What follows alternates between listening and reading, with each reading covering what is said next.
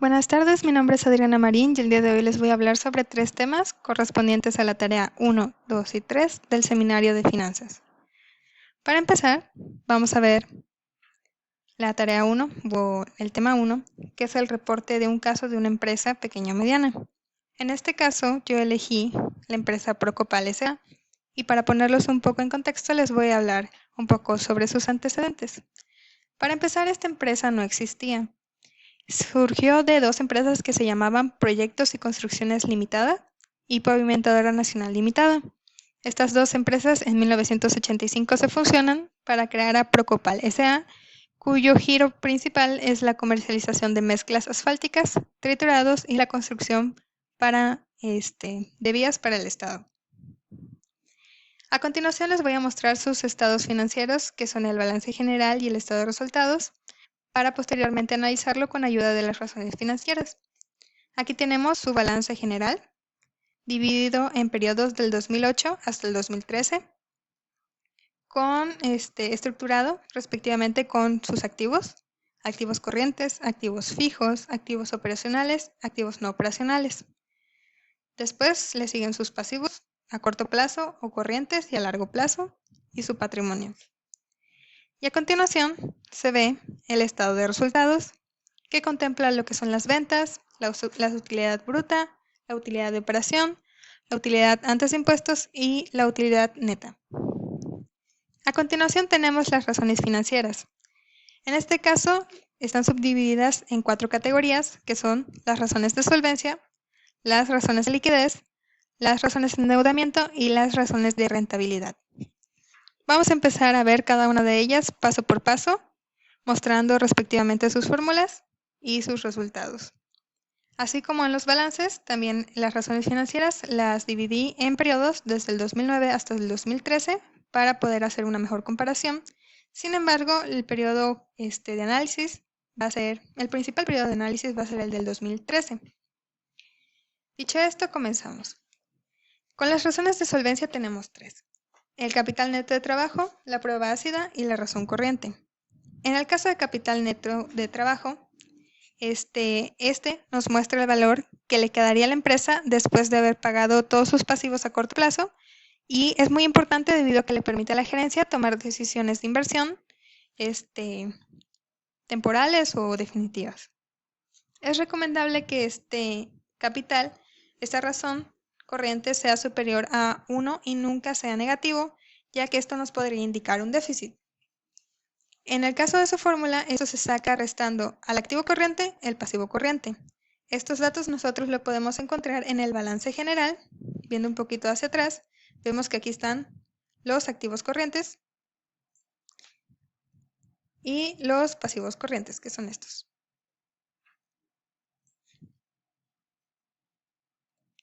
Restando estos, por el periodo correspondiente, obviamente, nos arroja los siguientes resultados.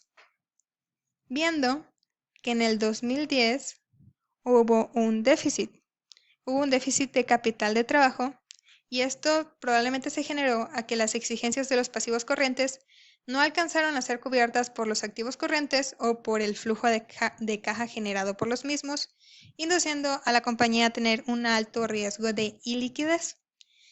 Pero vemos que en los demás años, los resultados nos muestran que la empresa logró tener una relación eficiente en su capital neto de trabajo.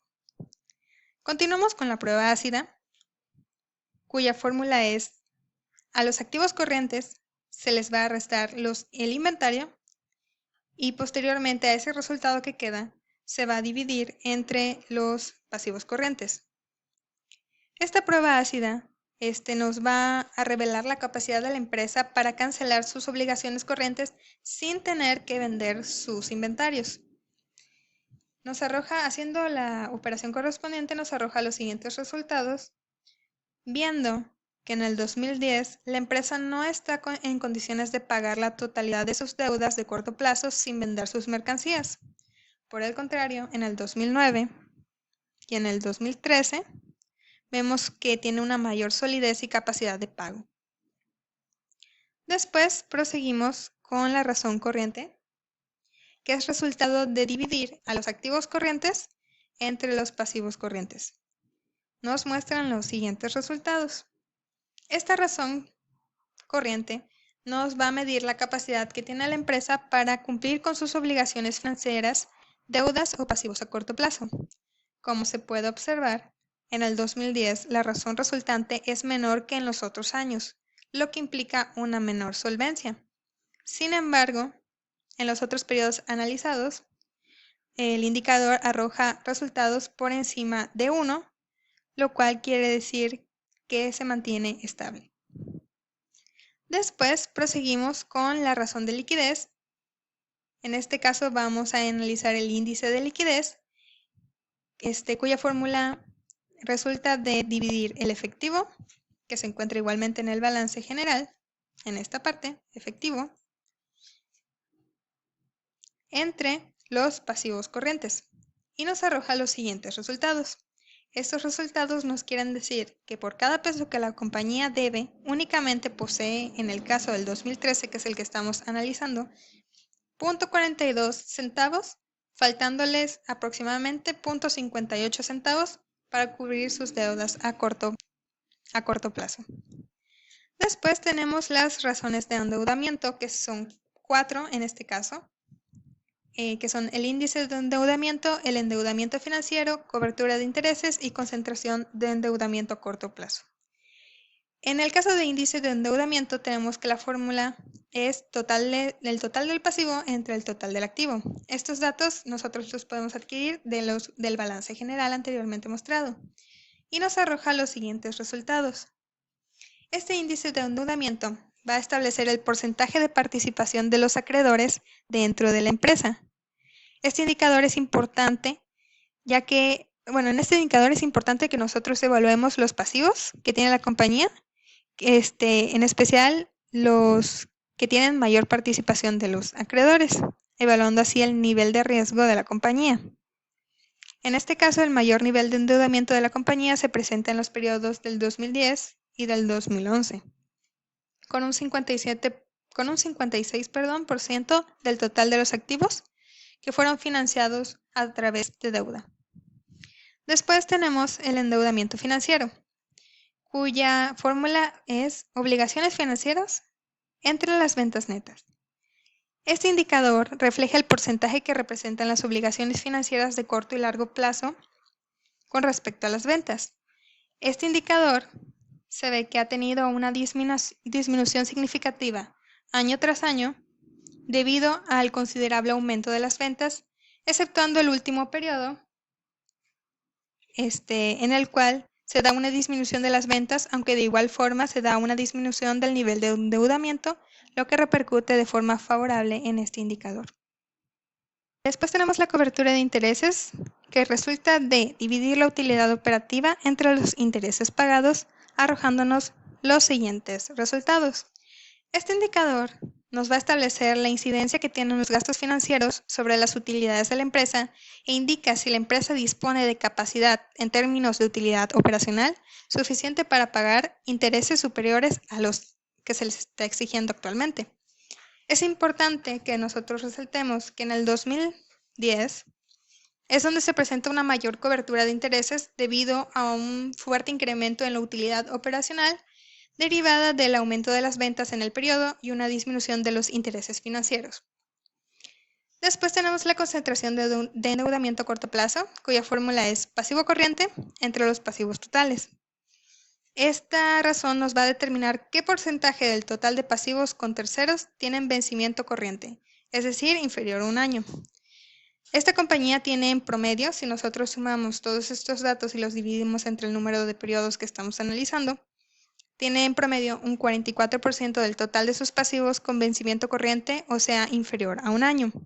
En el periodo del 2010 es en el cual se observa el mayor incremento de este indicador dentro de los periodos analizados, debido a un incremento significativo en los pasivos a corto plazo. Y por último, entre las razones de endeudamiento tenemos la concentración de endeudamiento a corto plazo, que resulta de dividir el pasivo corriente entre los pasivos totales. Este indicador va a determinar qué porcentaje del total de pasivos corresponde a la deuda financiera. Las obligaciones financieras representan en promedio de estos datos un 12% del total de los pasivos. Y vemos que en el periodo del 2009 se representa la mayor concentración de este índice. Después proseguimos con la razón las razones de rentabilidad, que a su vez se dividen en 4 categorías, que son las de rendimiento sobre venta, rendimiento sobre inversión y rendimiento sobre capital. Entre las de rendimiento sobre venta tenemos lo que es el margen de utilidad bruta, que resulta de dividir la utilidad bruta entre las ventas netas, lo cual nos arroja los siguientes resultados. Estos resultados significan que por cada peso que obtiene la compañía, obtiene de ganancia un 10.54%, un 12.65%, 9.9%, etcétera, hasta llegar al 2013, que es del 10.60%. Después tenemos el margen de utilidad de operación, que resulta de dividir la utilidad de la operación entre nuestras ventas netas. En este caso, nosotros analizamos las del 2013, que quiere decir que por cada peso que vende la compañía, después de cubrir sus costos de operación, obtiene un 7% de utilidad.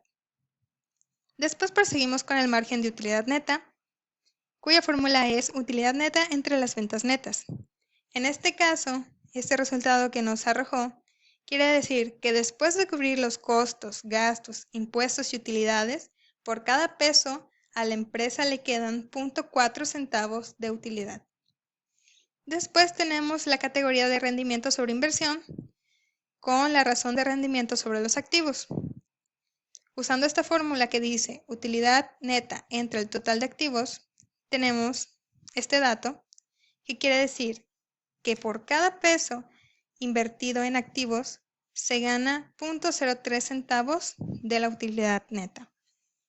Y por último tenemos el rendimiento sobre el capital con la razón de rendimiento sobre capital contable, que utilizando esta fórmula nos arroja el siguiente resultado, lo que nos quiere decir que por cada peso que aportan los accionistas de la empresa se van a generar 2.8 pesos de utilidad.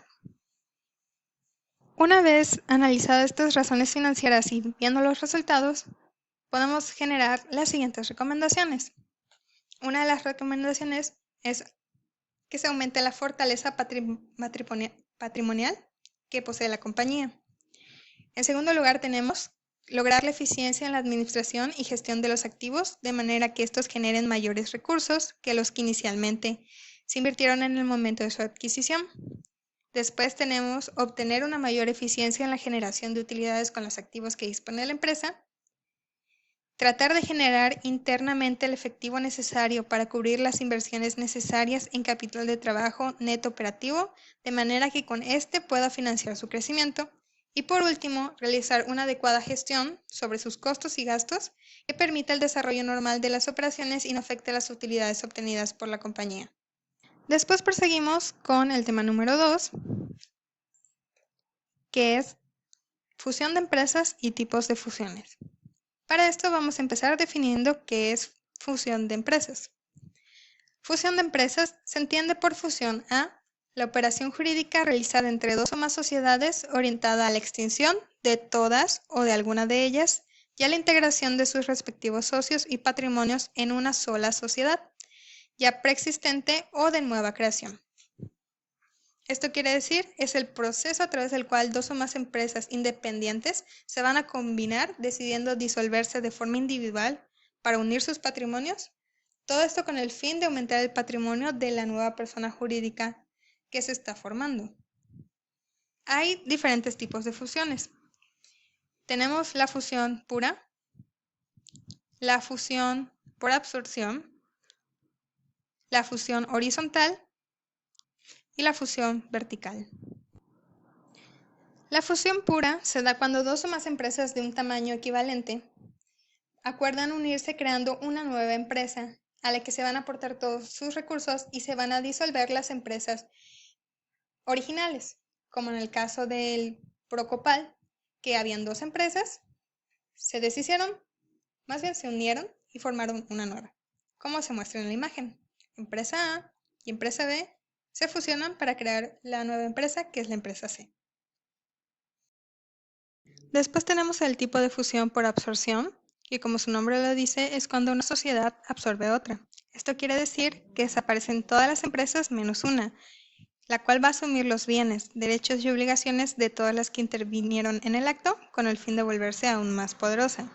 Como se muestra en la imagen, aquí tenemos una empresa A y una empresa B, las cuales se van a funcionar haciendo que la empresa B sea eliminada y la empresa A surja como una empresa más poderosa y con mayores recursos.